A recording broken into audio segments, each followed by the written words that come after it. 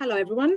My name is Konstantina Kanari, and I am here to talk to you about the mechanical properties of Electrospun polystyrene nanofibrous veils reinforced with cellulose nanocrystals.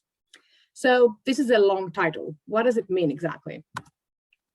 Our main objective is to improve the mechanical properties of composite laminates.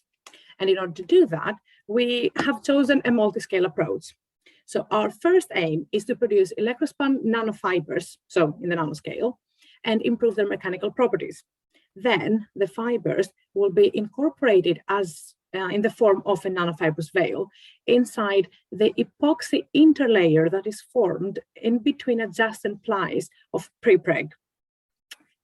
Now, this veil will also improve the interlayer toughness of the composite and hence improve the mechanical properties. So, like I said, we produce electrospun fibers. What exactly is this electrospinning technique?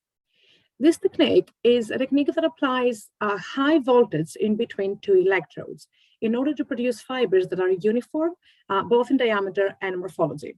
In our case, we use polystyrene solutions to produce our polystyrene fibers, and then introduce different percentages, different concentrations of cellulose nanocrystals inside the solutions. The concentrations we use are 0, so pure polystyrene as our baseline, 1, 5, and 10 weight percent. We introduce these cellulose nanocrystals because we want them to induce a toughening mechanism called crazing that will lead to the toughening of the polystyrene fibers. So the first thing we do is we spin some fibers, right? And we take a look with a scanning electron microscopy. We see that the fibers are uniform in morphology, no beads, nothing weird. The diameter seems okay. So then we take a look in the inside. And then we see that the internal structure of the fibers is actually quite porous. This is the result of the humidity in the air during electrospinning. So we need to overcome this hurdle. We don't want porosity. So we introduce a step of annealing. We heat the samples of the fibers at a temperature close to the glass transition temperature. That leads to the consolidation of the fibers. So that means no porosity in the internal structure, as you can see in the AFM image. And actually, the diameter of the fibers is decreased, and the fibers have a more uniform diameter as well. So all in all, we have a more uniform sample. Then we test the sample with tensile testing. These are the results of tensile testing of fibrous veils with fibers with random orientation. So for increasing cellulose nanocrystal concentration from 0 to 5 weight percent, we see a decrease in the ultimate tensile strength with okay, ideally, it's not ideal, let's be honest here. But the elongation of the fiber is actually increased quite significantly. And this is really interesting because that can be quite useful for nanofiber bridging during the composite laminates testing later.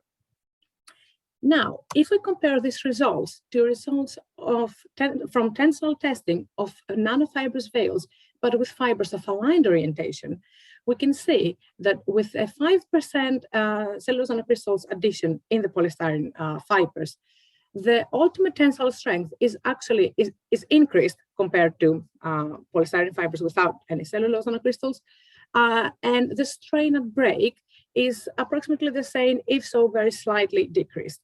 That means that for different orientations of the fibers inside the fibrous veil, we have different results. Now, the last thing we did, we introduced a an electrospun fibrous veil inside the composite laminate. We tested with mode 1 and mode 2 testing.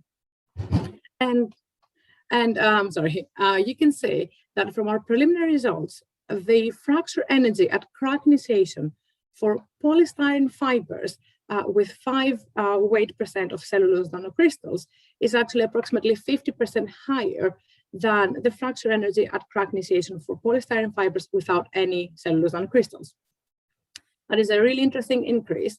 And we also have acquired some results when it comes to propagation of the crack that were not exactly what we expected, but we're currently working on identifying, like I said, this is just preliminary, but currently working on identifying those results as well. So at this point, I would like to acknowledge the Professor Steve Eichhorn and Professor Michael Wisdom for their continued supervision and support, and the BCI lab supporting for their continued support and immense patience with me. Thank you.